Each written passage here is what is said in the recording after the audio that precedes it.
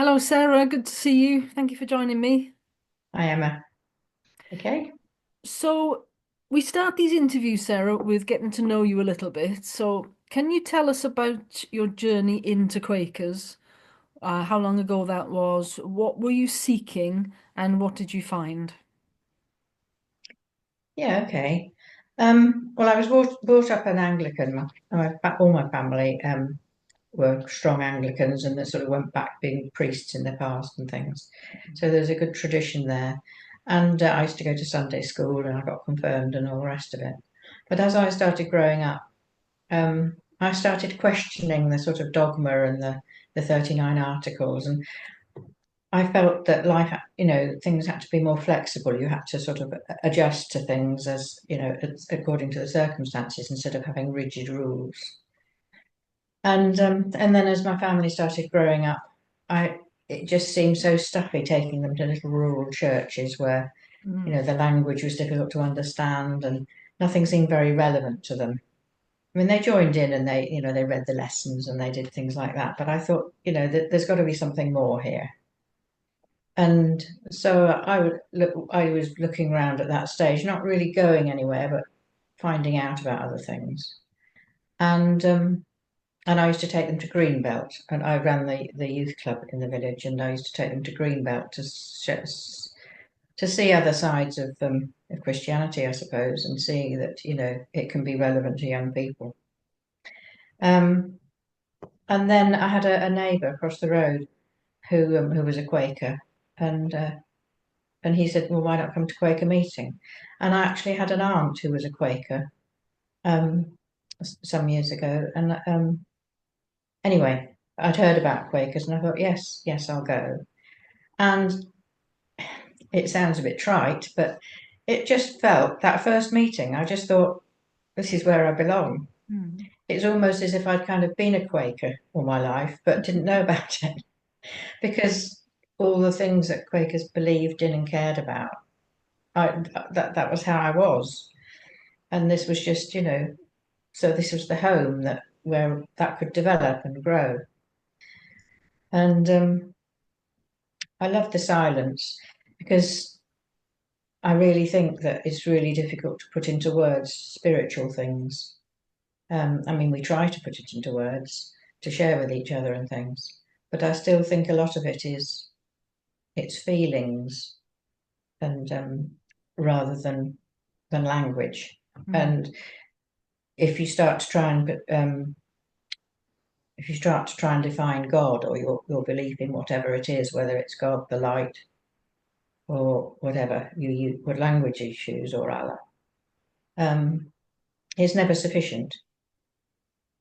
And this was in the mid-90s that I joined, and I soon became fairly embroiled in Quakerism.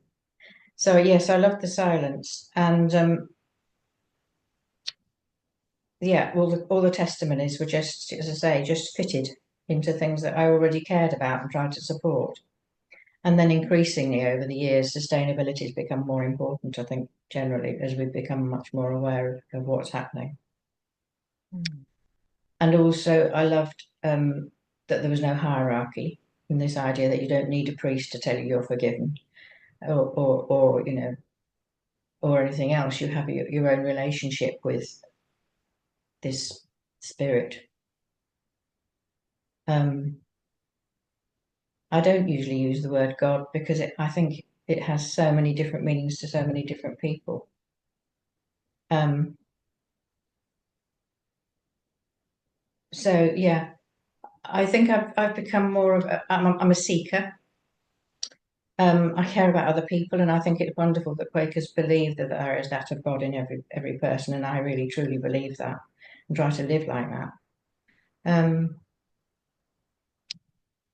and that we take it in turns to do jobs, and we all become a working part of a worshipping group. Um, I think I'm actually a universalist, which I didn't even know existed until recently. Somebody said something about Quaker Universalists, and I said, "What's that?" And they said, "Well, they believe that all other faiths are acceptable and And I thought, well, I've always thought that. Who am I to say, just because I was born in the British Isles and brought up a Christian? If I'd been born in India, then I probably wouldn't have been. I'd have been a Hindu or a Muslim, um, or something else. And who are we to judge somebody else's religion? And I do think that most religions are based on the same inner core, that of loving each other and trying to make life better for each other, and getting strength from from somewhere else. And that's as far as I would go to Yeah. describe it. Um, and I think that the meeting for worship, somehow, when you're all waiting and listening, you get that extra. You get that extra. It's not just 10 people, it's 10 people plus. And there is that power in the meetings. Um, that the other thing. Yeah, I found when I was a prison chaplain, I found it really helpful for my own faith, because a lot of prisoners, well, a lot of prison staff, a lot of people have never heard of Quakers. So they were continually asking me, well, what are Quakers, miss? Tell me about it. And so you had to try and put into words who we are, what we believe, and that we're open to anybody. We accept everybody. And I think that was very, very powerful in prison, because of course in prison you're not really accepted. You're looked down on. You're the bad guy or a woman. And as I say, it was helpful to me, because when I was asked questions, I had to really stop and think to give a reasonable answer. And I know all our answers as Quakers might be slightly different, but Mm. we're based in the same. We come from the same place, don't we? In a way. Yeah. Um, I read a really useful book by a friend of mine, actually. I can't remember. I can't remember. He co-wrote it with Timothy somebody, but it was by Alex Wildwood, and it was called Rooted in Christianity, Open to New Light. Mm. And he talks about, how the early Quakers were very rooted in Christianity, and it was all Bible based.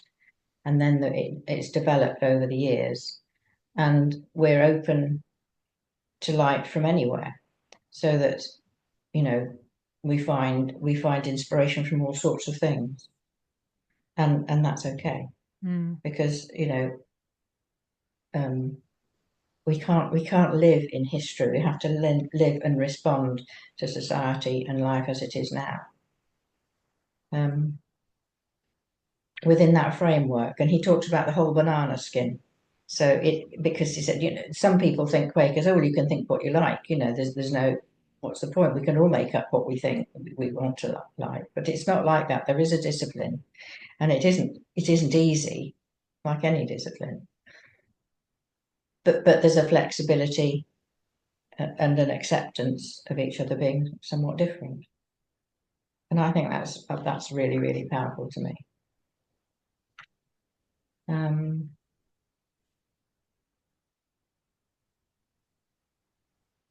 I suppose that phrase, letting our life speak. I'd always been a volunteer all through my life, because it was very much encouraged by my parents, and to care for other people. And so I've always looked for places where I can maybe be of use of some sort, either use my skills, or just, like, at the moment I drive for a food bank. Well, that's not a skill, but it's something that I can do which is useful. And so that letting your life speak is quite important to me. And um, I think Quakers should be recognised by what they do, and Quakers have done huge amounts of starting up things and innovating things, but because we've never been a huge society number wise, we've handed it on to other people, or we've kept going with it, but we've got other people in to help us and things. And there are so many things like that are started by Quakers. So, and it doesn't matter that it's not, kept in the Quakers, but I think that's a really healthy way of doing things. thinking up what might be a good idea and sort of working on it, and then saying, "Come on, guys, let's join in and do this together." And I think that's really healthy. Um, well, so I go on to sort of what I was looking for. Well, what I was looking for was what I found: this caring and compassion in the world, and freedom to do it without too many rules. Um, so not long, well, I suppose in the early part of when I joined, I was asked to be a Quaker governor at a Quaker school, Sidford in Oxfordshire, and so I did, and I actually did it for quite a long time because they kept asking me to stay on because there was a change of heads and things. And I did get quite a lot, or we all got, quite a lot of Quakers saying, "Oh, Quaker schools aren't right because they're private and it's elitist." But my take on that is that there are always going to be private schools. There's always going to be a second sector, and if there are, why not have a Quaker school where we can instill that caring, compassion, and the Quaker ethos into the school. And we're not expecting any of the children to become Quaker, and they're not necessarily Quaker parents. But nevertheless, we're instilling what I feel is so good into young people. And there are loads of people, I've met who come back to Sidford School, who are saying it made such a huge impact on their lives. And I think that can only be good. Why only, help the poor or the needy? People who have got money are just as needy spiritually. So yeah, it was, it's contentious, but I was quite happy doing it for the time I was there. Um, and I got very, very involved with I used to live near Evesham, and they had a big welcome refugee group, and we used to look after quite a lot of refugees and asylum seekers who were coming into our area. And it was very, very full on and quite hard work, but really rewarding actually, and fantastic to meet people from so many different cultures. And of course, also really thought provoking to think of these people who are just uprooted from their countries. Nobody wants to flee from their country. They come to us and they've got a new language, they've got a new culture, they've got no money. They're completely lost, and people are so, people can be so horrible about them. And that's such a travesty. But that taught me a lot doing that. Um, and then I became a Quaker chaplain. Somebody in our local prison. There was a Quaker at our. That's right. There was a Quaker at our local prison, and it was a high security prison, and he wanted a Quaker to visit him. And because it was a high security prison, the security is incredibly involved, and you have to have all sorts of clearances right up to the top level to go into the prison. So by the time I'd agreed to get those clearances, this guy had gone. But nevertheless, the managing chaplain said, "But we still want you." So I joined the team. I just did it one day a week, or sometimes I was called in other times. But I did it for 10 years, and I got very involved in it, and I found it very rewarding, but very draining, very emotionally draining. Right. Because prisons are just, they're such awful institutions, really. I mean, I think the whole thing of punishment doesn't sit well um, with my beliefs, really. Um, I mean, I think, people have got to answer for when they've done wrong, and we have to keep society safe. Of course, those things, they're givens. But the way we treat people just actually makes them worse, and then we let them out into society and it's no protection at all for society because we've made these people more angry and more frustrated, and they've learned all sorts of other ways to break the law. And there's this sort of assumption that people can't change, and people definitely can change and do change. And so, I mean, because I felt so strongly that the system was wrong, that's why I wanted to go in and just sort of, would just even help in a tiny way, even if it's just making somebody a cup of tea or something. I didn't know what I'd be involved in. And so when I first went, obviously I had to have a little bit of training about the security and the keys and how it all works. And then I arrived in chaplaincy, all squeaky clean with some shiny keys, and everybody was dashing about being busy and doing their things, and I sort of felt a bit like a fish out of water, and it took me a while just to get used to the way things are running. I shadowed people a bit, got used to how things work, and then it happened that the wife of one of the chaplains who was working there ran a scheme to give prisoners plants in their cells. And she was leaving, so she said to me, "Would you take that over?" And so that's how I started out, really, sort of getting a role myself, apart from visiting sort of Quaker prisoners. And this scheme, they were allowed to have a plant in their cell. They weren't if they were on basic. If prisoners are on basic, they're put on very basic pay and conditions, usually because they haven't behaved very well. But then they get enhanced, and if they're enhanced, then they're allowed a few privileges, and having a plant was one of them. And it was so popular, this scheme. They really loved it, and I think it was because that was the only responsibility they had, really, looking after that plant. It was the only thing they had to care for and look after and make sure stayed alive. And it was incredible. I used to get messages, when I came in on a Friday. "Oh, miss, come down. I think my plant's dying." And I'd go down, and there's this plant looking far more healthy than any I've got at home.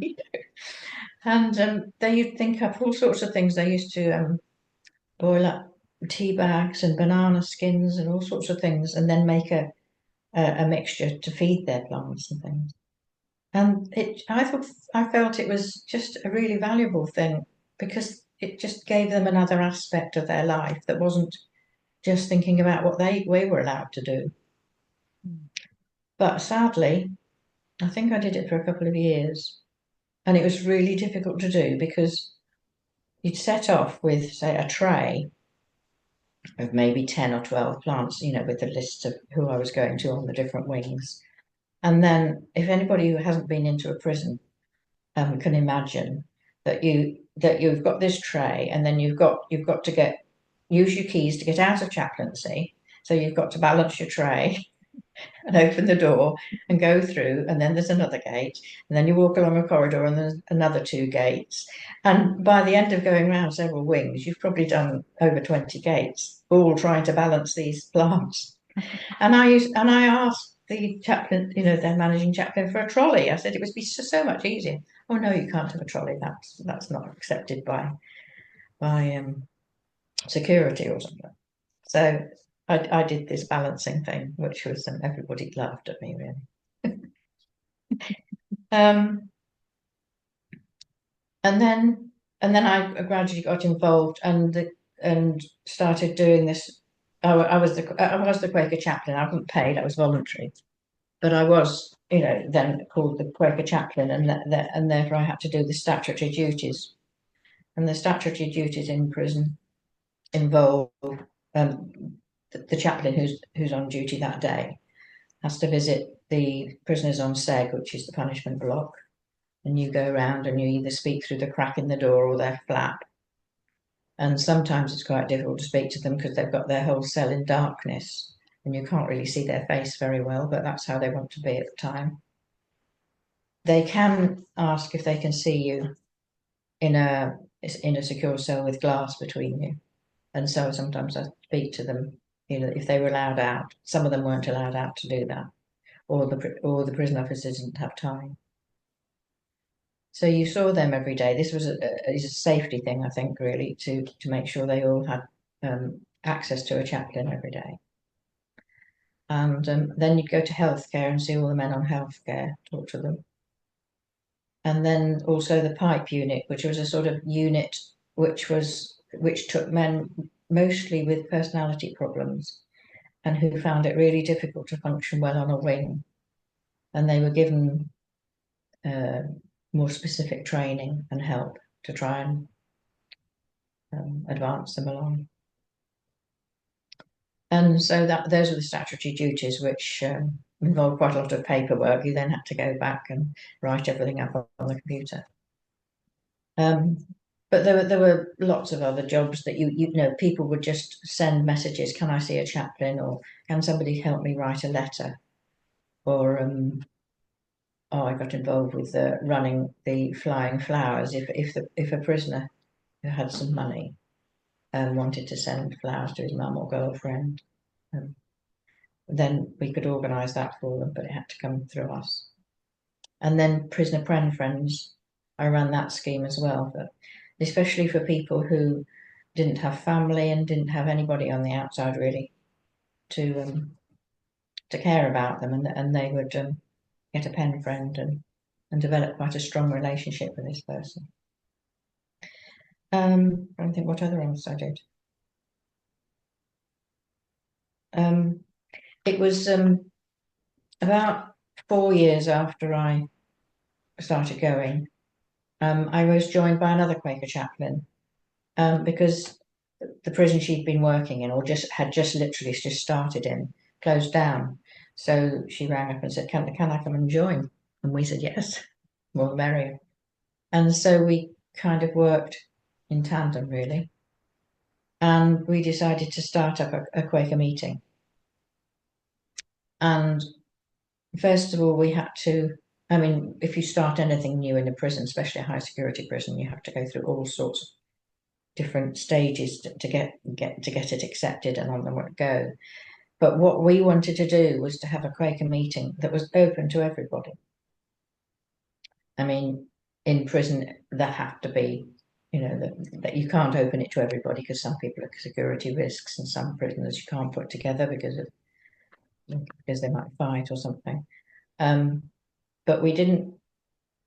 There's a rule in prison that if you want to change your faith, you can go to that new faith's worship for 3 weeks or on 3 occasions, and then you can decide, yes, I would like to change my faith, and you can change your faith. But of course, we weren't looking for people to become Quakers. It was nice that one or two did and become members, but we were looking to share our means of worship and acceptance with them, and and so we did a lot of persuading that people could come even just once, or if they liked it, they could go on coming and still go to their Christian service or their Muslim service or their pagan, whatever. Lots and lots of different faith chaplains used to come in. And that took quite a long time for them to accept. And also the prison was divided into mains prisoners and then what called vulnerable prisoners. And those two sets of prisoners couldn't mix because it was considered that it was dangerous for them. The vulnerable prisoners, a lot of them were sex offenders, but not all of them. Some of them were vulnerable because they'd been threatened and attacked on the mains wings, or there was another reason that they were vulnerable. So the mains very much looked down on the VPs, and so when there were movements for the prisoners to go out to education or to workshops and things, they had to do it separately. They couldn't move around the prison together. So they moved the mains first and then the VPs, or the other way around. And to healthcare, all the things that they did, they had to be kept separate. But that did begin to change with worship, and we started having mains and VPs together. And I think everybody was a little bit nervous and not quite sure what to think. And I think the mains thought, I don't want that scum with us. But as soon as we had a meeting with it, they just got chatting, and they're just, actually they're just other blokes, you know. And it worked fine. There didn't seem to be any problem. There was no nastiness or anybody coming to say to us, I can't do this. It was, I think I don't know. It was partly the attitude which we shared with them, obviously, that everyone is accepted and everyone is different. We all do bad things in our life. We all do good things, and there's not a bad person and a good person. There's people who've done bad things, and and I think that had a profound effect on them, looking at the other side, as it were, in a different way. But anyway, whatever it was, it worked. And we called it Silence Inside. It was the idea of one of the prisoners, because he said, it's silence inside yourself, but also inside prison. So it kind of was a handy title. And we used to put out posters around the prison, and it was they nearly always asked to see us first, and then said, "Is it all right if I come?" And then we had to get permission, obviously, from security and the wing and everything for them to come. And yeah, it was usually about between 10 and 14 prisoners each week would meet up. And after we'd been going for some time, some of the prisoners said, well, we'd like to find, because what we used to do, we used to have a little chat when they arrived, because the way it works in prison, when you're going to a course or a meeting for worship, you have to wait while all the prisoners on different wings are released to come up. So you don't have everybody arriving together. So we couldn't start the meeting until everybody was there. We couldn't start the worship part. So as people came in, we just sat and we all chatted together. And then when everybody had arrived, we had a table in the middle, and we had a candle on it. And we'd ask one of them to light the candle to start the meeting. And that had a quite a profound effect, because we gave them a box of matches, and of course they wouldn't be allowed a box of matches. It would be far too much risk, but it was safe within the meeting to do that. And so again, it was sort of giving them a bit of some trust. And it was just, well, am I allowed to do it? And then they'd light the candle, and that signified that was the start of our silence. And we'd have half an hour's silence. And sometimes one of us would minister, or occasionally one of the prisoners would read something. It was, I think they found it quite difficult to minister. But occasionally they did. And as I say, occasionally they'd write something and read it out. And then one or two of them started to say, well, we'd like to know more about Quakerism. We'd give them a Quaker Faith and Practice as soon as they came, if they wanted one, and the advices and queries and things, and leaflets to explain about Quakerism. And they said, well, we'd like to know more about this, because other faiths have a time when they can come and learn about their faith, as opposed to the worship time. So we arranged that we could have an hour after the worship to teach them a bit more about Quakerism and the roots, and go deeper into what we are. And we used the oh gosh, what's that thing? Is it? I've got it here actually. Learning. It's not. What's that course that? Hearts and minds prepared.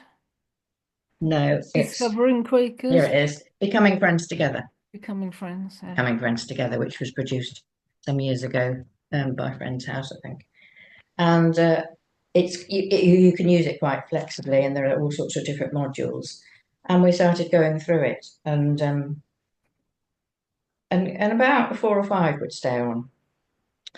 and so, sometimes different ones, but there was a four or five, and we were talking about the history of Quakerism, and I brought the book in about the Quaker Tapestry, because I think it helped pictorially, to show some of the things, the sort of things that Quakers have been involved in over their lives because of their faith. And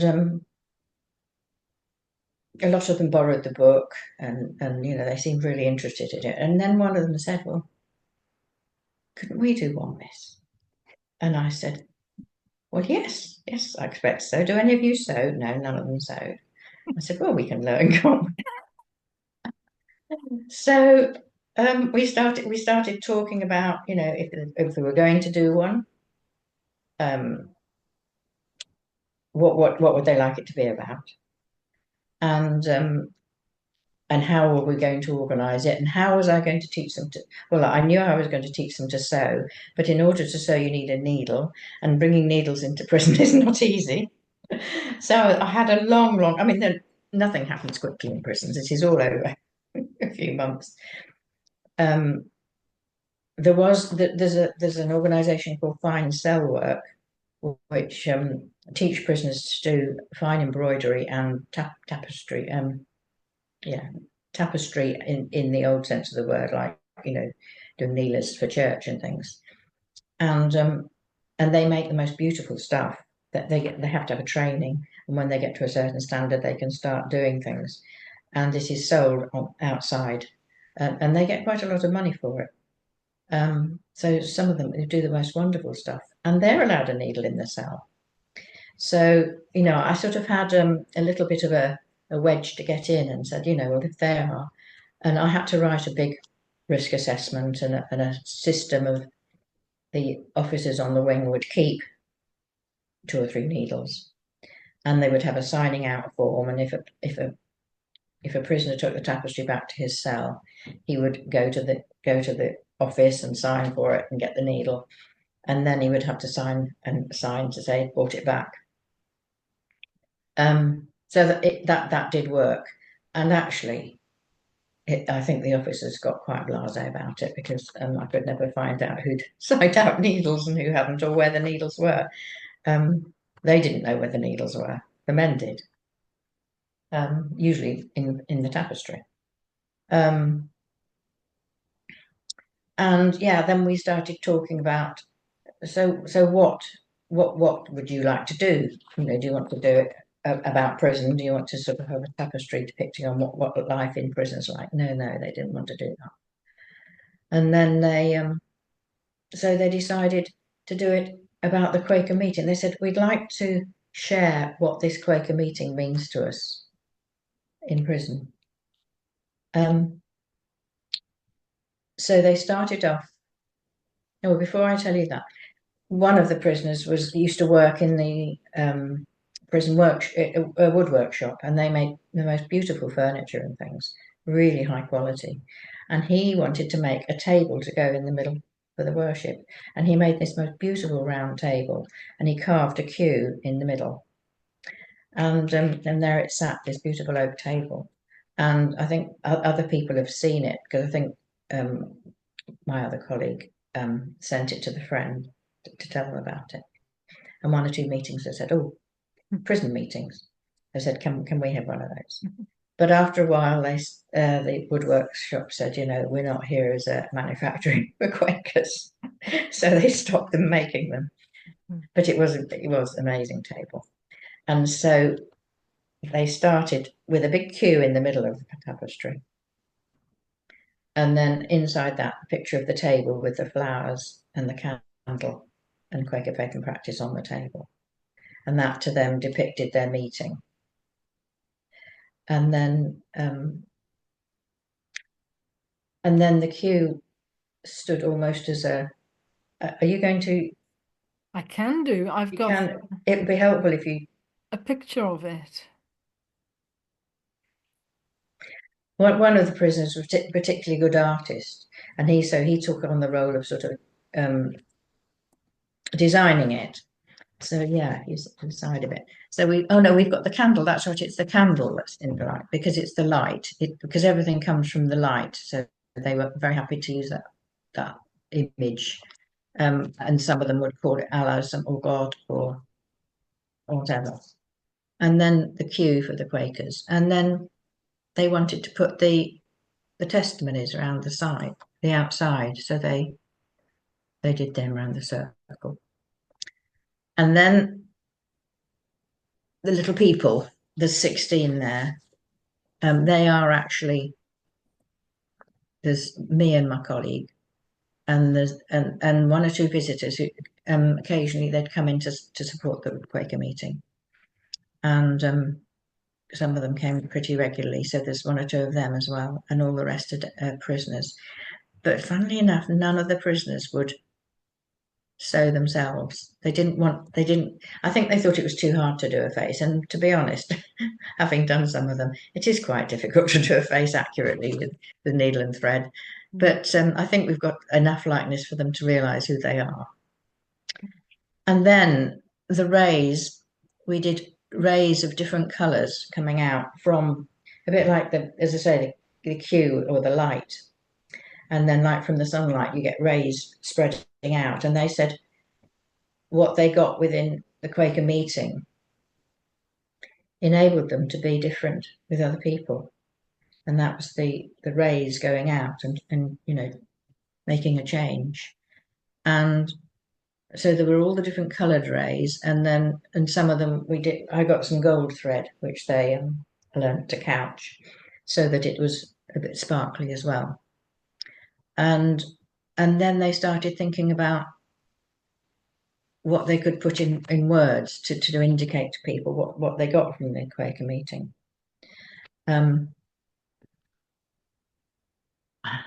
Shall I read them out? Yeah, you can probably see them much easier than me. It's hope, And these are things that the men suggested. friendship, acceptance, joy, trust, respect, peace, comfort. And then on the other side, if I do that, you can see on that side there, encouragement, love, forgiveness, faith, support, affirmation, diversity, light. So amazing, actually. I thought it was quite touching, all those things. So the guy who did it, put it all in on there, and then I had to find out. I went up to the Kendal Tapestry, and also you can get books about it and how it was made, and how to transfer the design onto the tapestry. And what you have to do, you have to get it drawn out on some calico, and then but you have to, no, you do it out on some paper, and then you iron it onto this calico because it has to be back to front, because you back your tapestry cloth with the calico, and then if you sew through it, it comes out the right way on the tapestry. So it was quite it was quite a sort of a complicated thing, but we did it. And then there was some, usually with the Quaker Tapestry, for people who are familiar with it, there's a little section along the bottom, sometimes that are done by the children's meeting, or sometimes that are just things that are do with the main subject of the tapestry. So they said, well, what can we put in there? So on the left, that's where the lovely table is. And then there's a picture of some hands holding the world. So we're caring for our environment and our world. And then there's the scales of justice. And then there's a dove of peace. Oh, and then there's two people shaking hands. It's about friendship. And then there's a picture of the Quaker faith and practice. And the last one is a little prisoner in his cell reading Quaker faith and practice, and some rays coming down, shining onto him. So, oh yeah, quite creative ideas, I thought. Yeah. And and then gradually they started off doing the simplest things. One guy did chain stitch round all the circles that we decided to do, have the same different colours, but chain stitch around each circle. And so he said, right, I'm going to do that job. And he, and once or twice he had to unpick some and do it again, but he was very proud of that. Mm. And then, and some of the others said they'd tackle, first of all, they'd tackle the rays because they were straight lines and they had to use split stitch. But once they'd learned to do that carefully, um, a lot of them that sort of thing. And then gradually, as they got more confident, they started to do some of the more difficult stuff. And of course, they had to learn the Quaker alphabet, which was designed for the Quaker tapestry, and it had to be written in that style. So yeah, that was that. And then, unfortunately, COVID got in the way, and they weren't allowed to have it in their cells during COVID, which was a shame because, of course, they were in their cells all the time and with nothing to do, and they could have got on and finished it. Um, and eventually, I had to get after after COVID. I'd left just before COVID. I'd done 10 years and felt I'd sort of done my chapter on that, and and so I had to finish off what they hadn't done.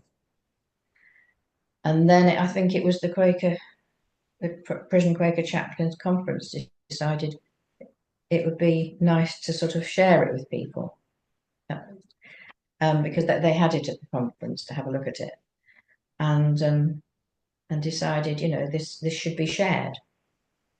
And so it now has a little notebook in the case it's in, and it goes around to it's been to Britain Yearly Meeting. It's been to quite a lot of Quaker meeting houses, and it's been into quite a lot of prisons.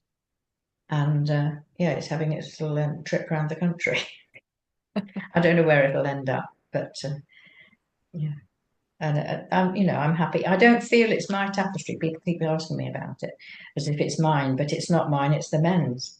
I perhaps helped it get off the ground, as it were. Mm. But it's very much the message from the men, which is the inspiration.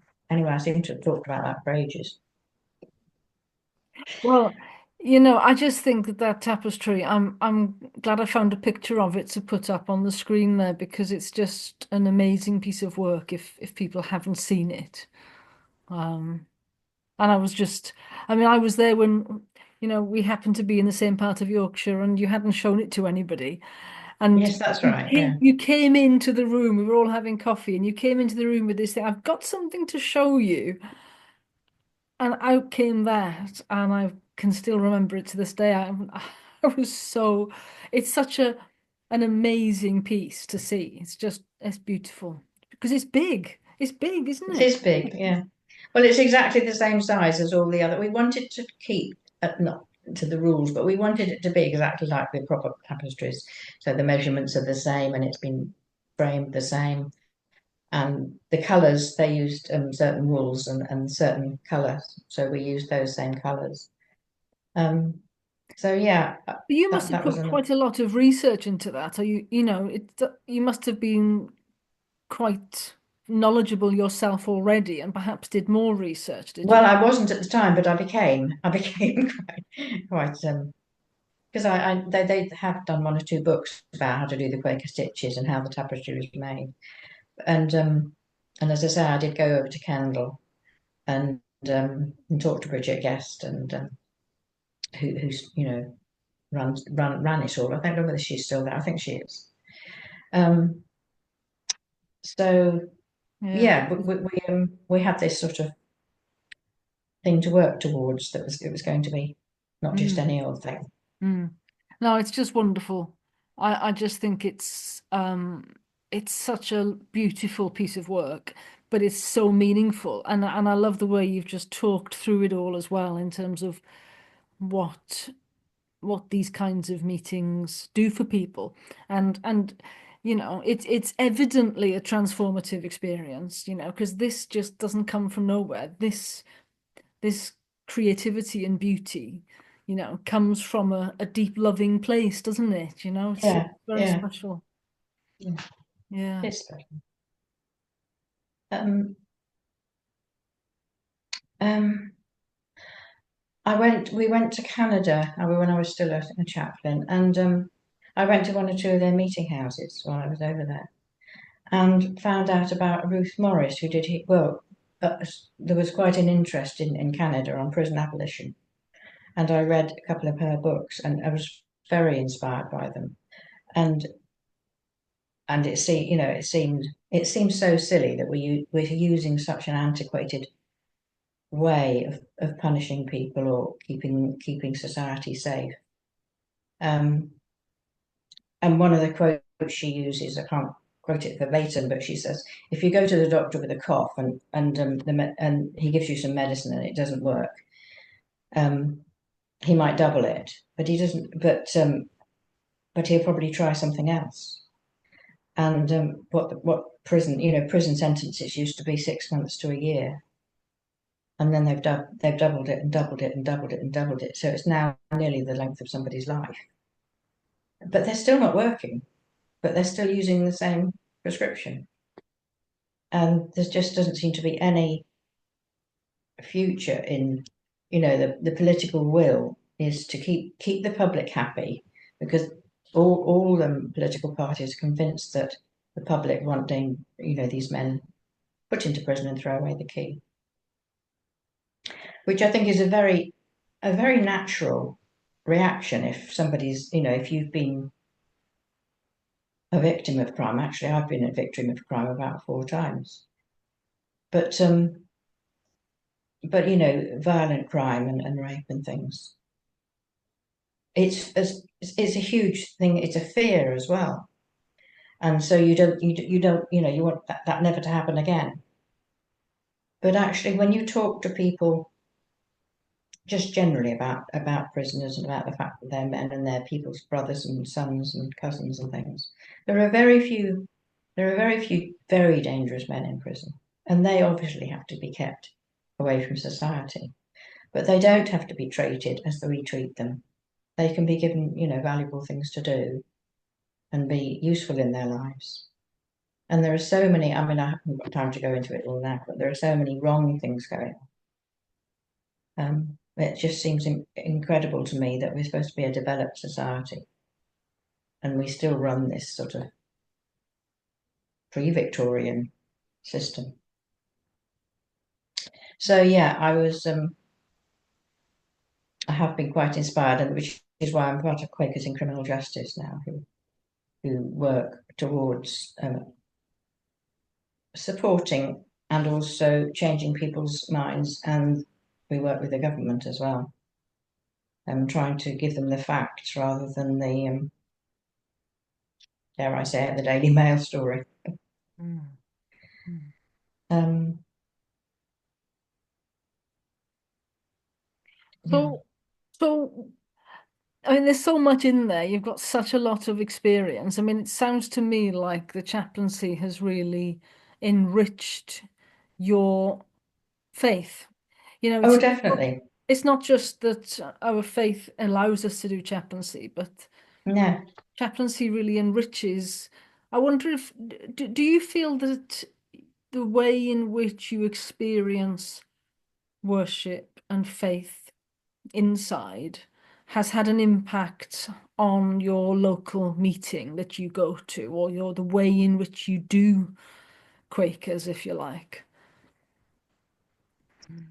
Yeah, I think it definitely. I mean, it definitely enriched my faith.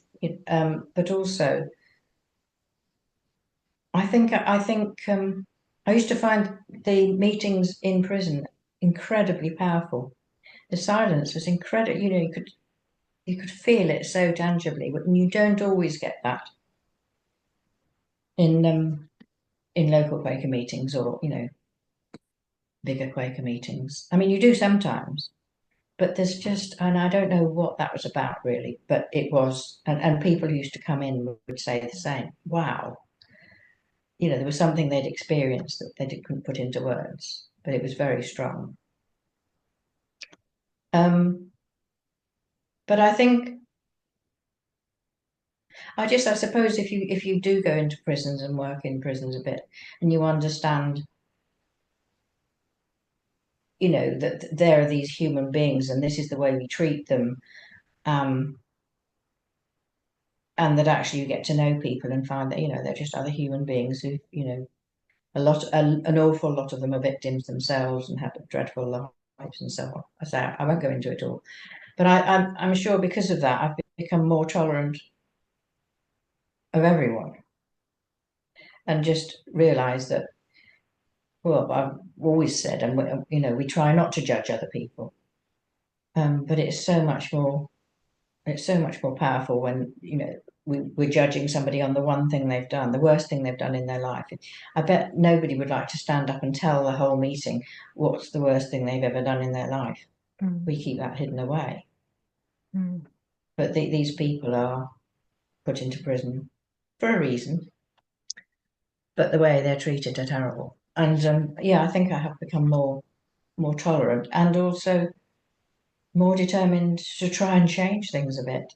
I mm, mean, I think it feels very much like fighting a losing battle. But there have been some changes. Um, there has been some progress. Um, but, you have to keep on doing what you have to do. Yeah, I'm just thinking about the actual meeting for worship itself, thinking about within the chapel, within the multi-faith centre or whatever. It feels to me like there is often more of a powerful sense of stillness and quiet and Mm. peace and reverence, or all of those things. And I wonder sometimes, is it because the very fact that you're inside, there's something powerful about experiencing meeting for worship in that context, Mm. which you don't get in your local meeting, in a leafy suburb or wherever. No, and I suppose the majority of the time in prison, you're looked down on generally. It's them and us, and you're the one has to be locked up, and you don't have say over what you eat, and you don't have to say over when you go to work or what education and things, or you're locked up for the day with no comeback. Whereas in we're in free society, and we go to meetings where not Quaker meetings, but other things we're involved in, and we're accepted as people. Whereas they're not getting this acceptance, and I suppose in their worship time Mm, they are just being themselves and being connected with their spiritual side, I suppose. mm. And I often describe it to visitors who come in and, um, you know, it, all the visitors who come to a Quaker meeting inside, I think, experience this and can see and feel that it's a very deep experience. And I've come to even describe the chapel within a prison context, or perhaps even the meeting for worship within the chapel in the prison context, as a thin place. Have you heard of that phrase? Yes, Thin I place. know what you mean. Yes. There's something very sensitive, very precious in there. And you can't quite explain why, but all of those factors that come together, all of the all of the bureaucracy that you have to get through to even make it happen. Mm. And you all just sit around like this beautiful tapestry shows. So there's just something so special And in that yeah, moment. and when we first talked about, when we say, well, why don't you come up to a meeting, if you'd like to? And we used to try and ask vulnerable people who didn't have friends and were really struggling on the wing and things, just come up, and visit and see how you get on. Well, I couldn't stay quiet for half an hour. No, look, what do you do that for? Why? No, no, you're not allowed to talk at all. The idea of sitting quietly. Mm. But no, they came up and they were quiet, and they actually valued it Yeah. because, of course, there's very little quiet in prison, a very noisy place. Um, so yeah, it is a very powerful thing. But So let's come back to the tapestry then. What do you? I know you say you don't doesn't feel like it's yours, but I can understand why people associate it with you because you've had such a hand in making it come to life. What Where do you hope that it might go? Do you have any thoughts on in 100 years' time, where will that be? if we're still here. Um, no, I think it'll be. I mean, it would be nice for other people to see it if they get, if it's interesting and inspiring to some people.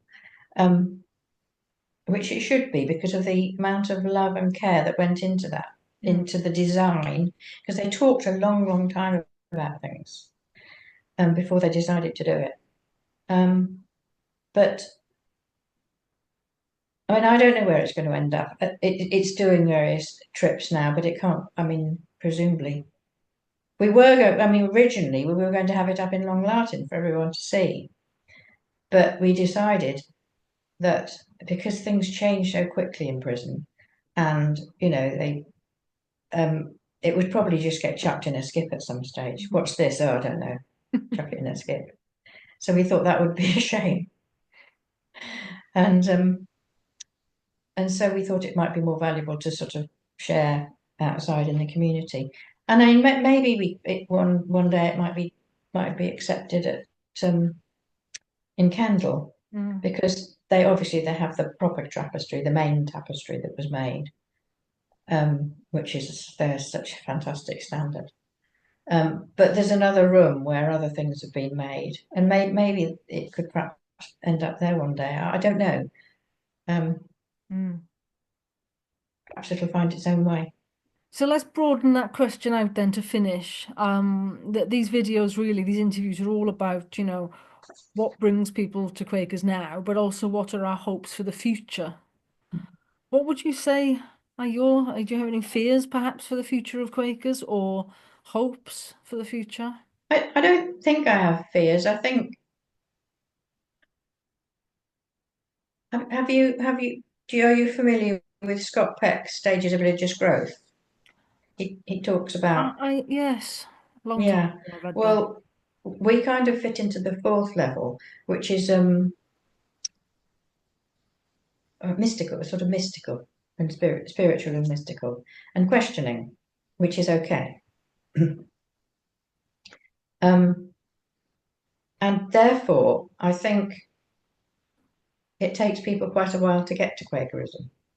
We worry so much about, I mean, we have young people who are enthusiastic. We have lots of young Quakers, which is great. But then what tends to happen, and I know I'm talking in generalities, but what tends to happen, they grow up and they get their jobs and careers, or they have families, and they get tied up with that. And so sort of between 30 and 50, there's quite a drop in the numbers of that age range. But I think that's a sort of natural thing. And then I think some people come back to Quakers that have been Quakers before, or maybe they have always have been, but they haven't had time to attend meetings and be busy. Um, but I also think we get quite a lot of people who've come from other churches and become dissatisfied and want something else, and then find Quakers and say, yeah, we like this. And I think so. We will go on getting people. I don't think we'll die out. But what I do think is a big problem now is we've got so many buildings, got so many meeting houses, and they drain our resources. That they're so expensive to the upkeep. A lot of them are old buildings, which are difficult and expensive to keep up. But everything's more expensive now, and the economic situation affects everybody in business and at home as well. So I think we perhaps need to look at whether we need to have so many buildings, or as George Fox might have said, steeple houses, because it's not the buildings that are the meeting, it's the people. And I think when I mean, I've been involved closely with two meetings, and the majority of our money went on the building and the upkeep and the paying people, like a gardener and a cleaner and a warden or things like that. Um, And I feel very strongly that's not where the money that people give to Quakers should go.